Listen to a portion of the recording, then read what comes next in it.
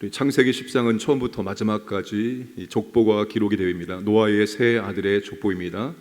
이 족보를 기록하는 순서는 팔레스타인, 가나안 땅을 중심으로 먼 지역에 있는 야벳, 함, 셈 순서로 기록을 해주고 있습니다. 야벳의 후손은 14명이 기록이 됩니다. 가나안에서 가장 먼 지역으로 이 가나안 땅을 중심으로 북쪽과 서쪽 지역을 차지를 합니다. 소아시아, 그리스, 지중해 섬들이 이들이 차지한 지역입니다. 북유럽까지 야벳 족속이 차지하게 됩니다. 함의 후손은 30명이 기록됩니다. 나일강과 유프라데스 강을 중심으로 가장 넓고 광범위한 지역을 차지하고 문명을 이룹니다. 마지막 셈의 후손은 26명 기록됩니다. 이란에서 메소포타미아 지역을 걸쳐 시리아, 또 남쪽의 아라비아 반도에 이르는 지역을 차지를 합니다. 자, 이 셈의 후손이 21절에서 26절까지 기록되는데, 이 셈의 족보에서는 에벨을 강조합니다. 이 에벨의 두 아들 벨렉과 욕단 때에 세상이 나뉘었기 때문입니다. 자, 이 시기에 바벨탑 사건이 있었고 그로 말미암아서 흩어지게 된 것입니다. 자, 여러분 잘 생각해 보세요. 창세기 10장과 11장의 관계를 잘 생각해 보면, 여러분 순서상으로 따지면 바벨탑 사건이 나오고 그 다음에 창세기 10장에 노아의 세 아들들의 족보가 기록되는 것이 자연스러운 연결입니다. 그렇잖아요. 이 바벨탑 사건 때문에 하나님께서 흩어지게 함으로 그들이 흩어져서 이렇게 넓은 지역에 분포하면서 이렇게 번성했다, 이렇게 나오는 것이 논리적인 순서상 자연스러운 연결입니다. 그런데 순서를 바꾸어서 기록을 해놓은 거예요. 결과적으로 창세기 10장과 11장의 기록은 시간적인 순서에 따라서 기록하는 것이 아니라 의미적인 순서에 따라서 기록을 해놓은 겁니다. 그러니까 10장의 이 족보는 하나님의 심판에 초점이 있는 것보다도 하나님의 은혜에 초점이 있는 것입니다. 하나님께서 이들이 이렇게 번성할 수 있도록 은혜를 베풀어 주심으로 노아의 세 아들이 이렇게 넓은 지역에 흩어져서 나라와 종족을 만들 수 있게 되었다. 하나님의 은혜, 노아 언약에 대한 하나님의 성취를 우리에게 말해주고 있는 것입니다. 자, 중요한 것은 왜 그러면 순서를 바꾸어서 기록했을까요? 순서를 바꾸어서 기록함으로 우리에게 무엇을 말하고 싶을까요? 사람들이 여러 지역으로 흩어져서 종족과 나라를 만드는 것은 하나님의 창조 계획입니다. 생육하고 번성하라, 땅에 충만하라. 70이라는 숫자는 열방을 상징하는 숫자입니다. 광야에서 이스라엘을 대표하는 장로의 숫자가 70명이었습니다. 야곱이 가나안 땅의 기근을 피해서 가족들을 이끌고 애굽으로 내려갈 때 가족을 70명이라고 말합니다. 예수님께서 제자들을 전도하라고 파송할 때 70명의 전도대를 파송을 했습니다. 그러니까 이 70이라는 숫자는 완전수이면서 열방을 상징하는 수입니다. 모든 나라와 민족을 상징하는 수가 바로 70입니다. 하나님의 창조 계획은 인류가 온 땅에 흩어져서 열방을 만드는 겁니다. 하나님께서 바벨탑 사건 때문에 인류를 흩으신 이유는 그들이 바벨탑을 쌓아서 흩어지기를 면하자고 했기 때문에 하나님께서 바벨탑을 중단시키고 그들을 온 지면에 흩어 놓으신 것입니다. 예루살렘 교회가 사마리아와 온 땅까지 예수님의 증인의 사역을 감당해야 되는데 그들이 흩어지지 않는 거예요. 그래서 하나님께서 스데반 집사의 순교 사건을 기점으로 예루살렘 교회를 다 흩어버립니다. 그래서 그들이 흩어져서 예수님을 증거함으로 말미암아서 안디옥교도 생기고 여러 교회가 생기게 된 것입니다. 그러니까 열방으로 흩어지는 것은 죄가 아닙니다. 열방에 흩어져서 나라와 종족을 만드는 것이 바로 하나님의 창조 계획입니다. 그러므로 오늘 우리가 해야 할 일은 열방을 향해서 선교하는 교회가 되어야 합니다. 열방이 다 구원의 대상이고 열방이 하나님께서 원하시는 선교의 대상이기 때문입니다. 그래서 여러분 계시록에 보시면 이런 말씀이 반복됩니다. 계시록 5장 9절에 그들이 새 노래를 불러 이르되 두루마리를 가지고서 그 임봉을 떼기 합당하시도다. 일찍이 죽임을 당하사 각 족속과 방언과 백성과 나라 가운데서 사람들을 피로 사서 하나님께 드리시고, 모든 나라와 종족과 열방이 하나님의 구원의 대상입니다. 또한 선교의 대상이 된다는 것을 우리에게 말해주고 있습니다.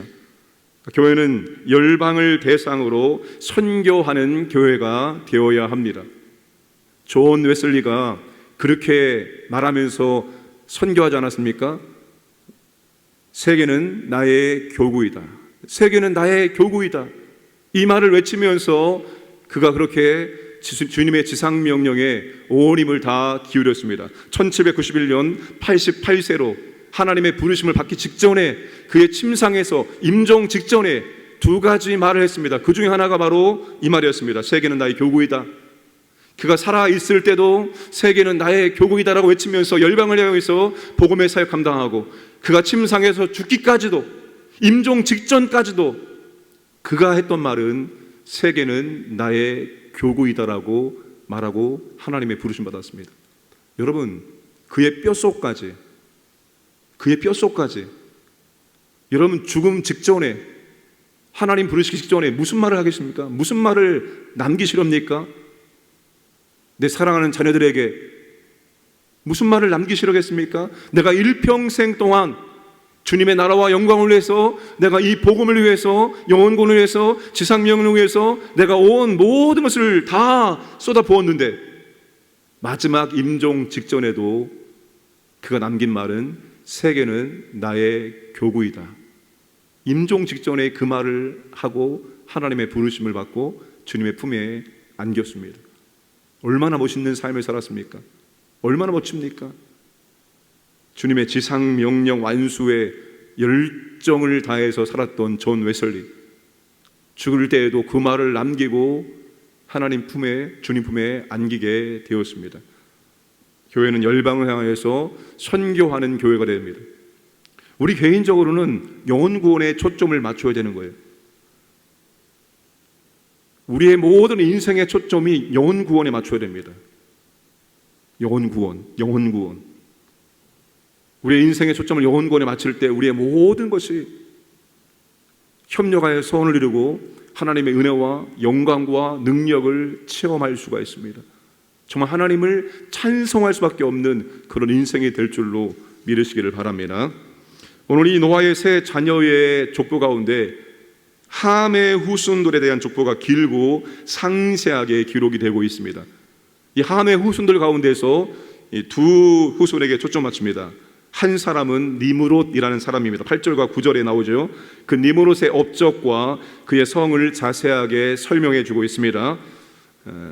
구수가 니므롯을 낳았고 그는 세상의 첫 용사다. 하나님 앞에 용감한 사냥꾼이었다. 근데 이 말이 하나님 앞에 용감한 사냥꾼이었다라는 말이 긍정적인 표현 아닙니다.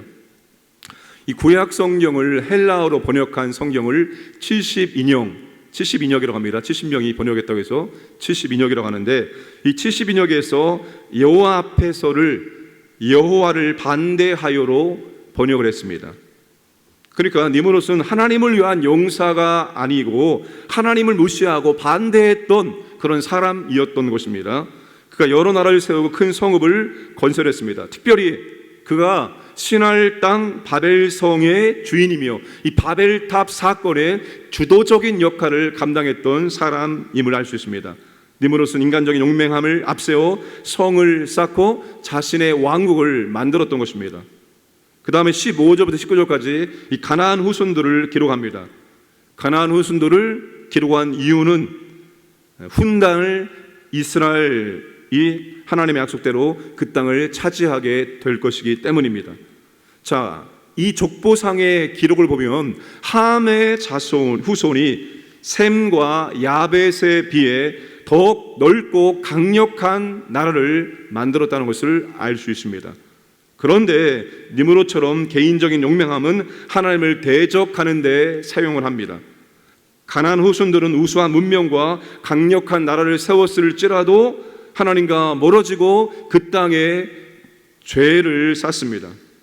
그러니까 열방을 향한 선교적 사명에 동참한 것이 아니라 그들은 그 열방을 향한 선교적 사명의 반대자로 섰던 것입니다. 그들의 지혜와 힘을 하나님을 대적하고 하나님과 멀어지고 죄를 만드는 데 사용했던 것입니다. 결국 이스라엘을 통해서 하나님께서 그들을 심판을 하십니다. 여러분, 여기에서 죄의 속성을 우리가 확인할 수 있습니다. 하나님이 없어도 세상에서 얼마든지 잘 될 수 있습니다. 하나님이 없는 사람이 하나님이 있는 사람보다 더 뛰어난 업적을 만들어내고 문명을 건설하고 더 잘 살 수도 있다는 겁니다. 예수님도 그 부분을 말씀해 주셨습니다. 하나님이 없는 죄는 잘 되면 잘 될수록 하나님과 멀어지게 만들고 하나님을 대적하게 만든다는 것입니다. 그리고 결국 그들의 그 삶은 하나님의 심판으로 종결된다는 것입니다. 죄는 지금도 그렇습니다. 하나님에 대한 믿음만큼 잘 되는 것이 좋습니다. 하나님에 대한 믿음만큼 잘 되는 게 좋아요. 믿음이 없이 잘 되어지면 결국 그 잘 되어짐 때문에 하나님과 멀어지게 만들고 그 하나님의 은혜와 축복이 하나님을 섬기고 하나님의 나라를 위해서 사용되는 것이 아니라 오히려 자신의 죄와 쾌락을 추구하는 데 고스란히 사용되는 것을 보게 되어집니다. 내 영이 잘 되고 내 믿음이 굳건히 세워진 다음에 하나님의 은혜와 복이 임할 때 그 하나님의 은혜와 복을 하나님의 나라와 영광을 위해서 합당하게 사용할 수 있습니다.